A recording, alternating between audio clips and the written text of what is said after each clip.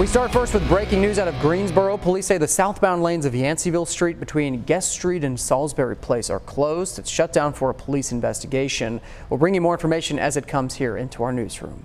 Good Saturday morning to you. Hope you're having a great day so far. I'm Brandon Bates along with Carly Cassidy. A lot to get to, but first the forecast. Dorian away from North Carolina, yes, which is good news. Yes, thankfully this time yesterday a completely different story. We're actually just tracking and getting close to that landfall. Made landfall at Cape Hatteras yesterday at 8:35 in the morning. Now we're taking a look off towards the north, really at the coastline of Massachusetts where Dorian is now. So we're still seeing those high waves, also the wind, the storming clouds, and even that heavy really downpours still making their way off towards the north and the east as this storm does continue. Still Category 1 strength hurricane. You can see just off towards really the south and even the east there of Boston, still pushing off towards the north and the east. One thing though, some good news, it has continued to increase that speed. So now moving at about 25 miles per hour. Yesterday, when it was moving along the North Carolina coastline, it was around 14 and then progressed to about 17 miles per hour. Winds are still at 85 miles per hour, and we saw those conditions, still seeing quite a bit of that activity. This will continue off towards the north and the east and then become that remnant low really later today, even as it heads off towards Nova Scotia. Now, we talked a lot about that wave height, really what creates those big waves, of course, the storm surge, and even some more of that inland flooding. Around the storm, we're seeing that wave height about 40 feet, even off towards the north about 14. Thankfully, back here at home, we're starting to see that come back down. Even yesterday, as soon as that storm continued off towards the north and the east, about lunchtime yesterday, people were already out at the beach at Wrightsville, Wilmington, people out and about enjoying the sunshine. So that is the case once again for today, but still keep in mind, some of that wave height is still upwards about 9 feet, even close to that Virginia border. So just be aware, we still have some of those conditions even from yesterday. Of course, we had a lot of even that inland flooding, still with a lot of that heavy rain from those outer rain bands, the eye wall as well. As mentioned, did make landfall yesterday at 8:35 in the morning. Our highest wind gusts were about 110 miles per hour at Cedar Island and picked up almost 14 inches. That was our highest rainfall total into parts of the Outer Banks. So still keep in mind, still have a lot to really get through as far as any damage and leftover destruction from Dorian as far as yesterday. But we'll talk more about Dorian and the rest of your weekend forecast. It's a beautiful weekend back here at home, so coming up in a few minutes. Look forward to it, Carly. Thanks so much. In the Outer Banks, like she was talking about, crews still out assessing damage by Dorian. Floodwaters have stranded hundreds of people on Ocracoke Island. In Nags Head, a whole row of power lines was down along Highway 64, and one woman says the storm's impact looked like something out of a movie.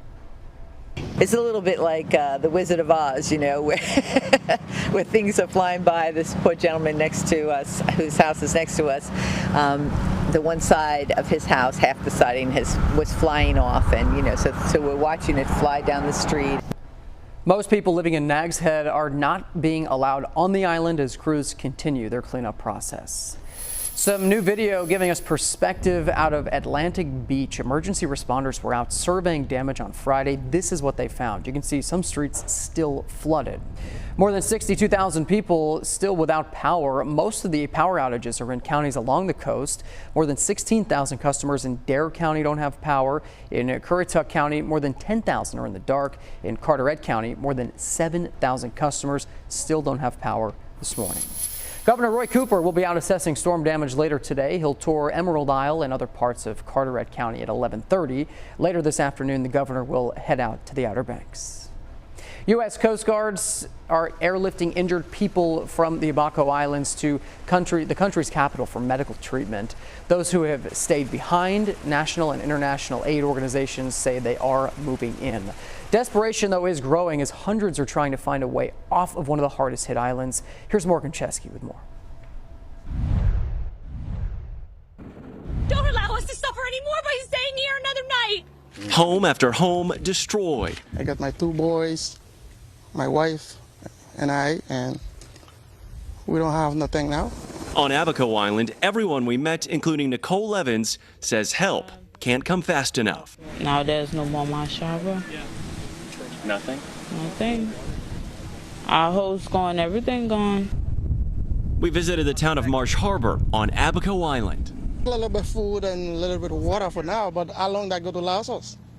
You see? That's a $1 million question now. Here in the Bahamas, the buildings have to be built to withstand a Category 4 hurricane, but just a quick look around in any neighborhood shows you the difference with a Category 5 and what it can do. The Coast Guard rescuing more than 200 people so far. The critically injured airlifted to safety. But the Prime Minister pleading for patience. We can't move all of you at one time, but the boats will be coming in. Okay? Boats will be coming in on aircrafts. Others pitching in. Royal Caribbean Cruise Line turning nearby ships towards Grand Bahama, dropping off tens of thousands of meals. Ferries now going to several islands, transporting hundreds to safety. Many crowding the docks to get out. As Bahamians, we have to band together. That's how I grew up. That's the Bahamas that I know. A country coming together to keep their paradise from falling apart. Morgan Chesky, NBC News, Abaco Island. And for more on the aftermath of Hurricane Dorian, you can download our free WXII app. You can also sign up to get notifications on your phone when severe weather is in your area.